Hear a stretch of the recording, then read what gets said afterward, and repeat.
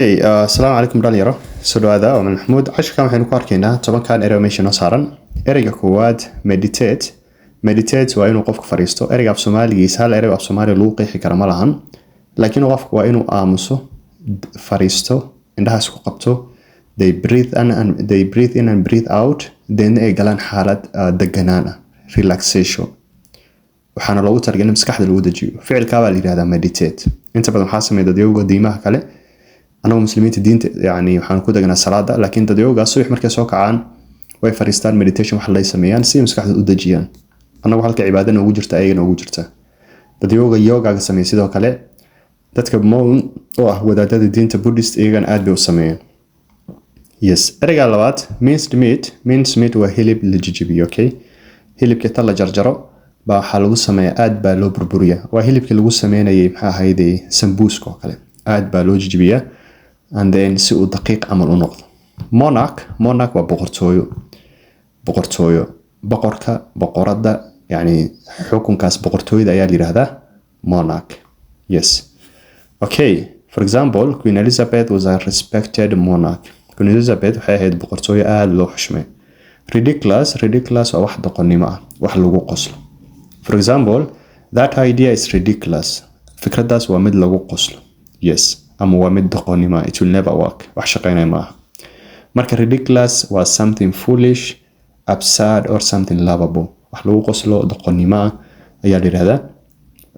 ridiculous ereyga shanaad tackle waa to deal with a situation qofka xaalad iyo dhibaato inuu ka hortago uu handle gareeyo taa baa la yiraahdaa tackle banooniga marka la ciyaarayaan waa la yiraahdaa waa qofka intuu banooniga qof ku raacdo inuu lugta u dhigo taa iyadana tackle waa la dhigaa for example the footballer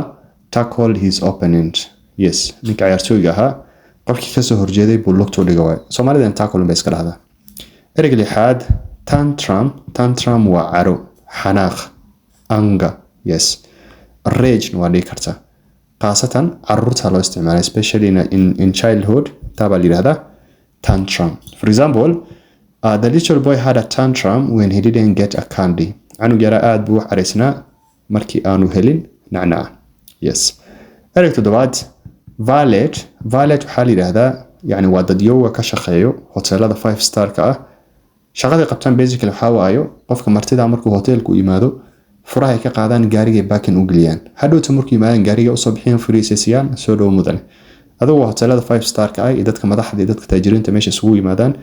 qofka marka gawaaridaas ka taxadaro baakin ka galiyo ka soo bixiyo madaxdaas u shaqeeya la yiraahdaa valet you can also call him attendant waa dhigi kartaa yes okay apothecary waxa way somebody who knows and sells medicine qof daawooyinka gado adigu pharmacist amal bay isku micno yihiin ama chemist laakiin ereyga waa hore la isticmaali jiray in the old times haatan waxa la isticmaalaa pharmacist ama chemist yes waa hore waa daawooyinka waxyaalaas gadi jiray roast waa dubitaan hilibka in la shiilo la dubo ayaa la yiraahdaa roast waxa kaloo dhigi kartaa grill ereyga ugu dambeeyo daga waa midi yar ayaa la yiraahdaa daga midida caadigan waxa la yiraahdaa knife blade waa dhigi kartaa so daga waxa la yiraahdaa midida yar maxaa ahayd aastada Soomaaliga qaadan jirtay markii xoolaha raacayso qofka isugu difaaco taa ayaa la yiraahdaa daga Arabta Yemeniyiinta ayagan xagga hore surtaan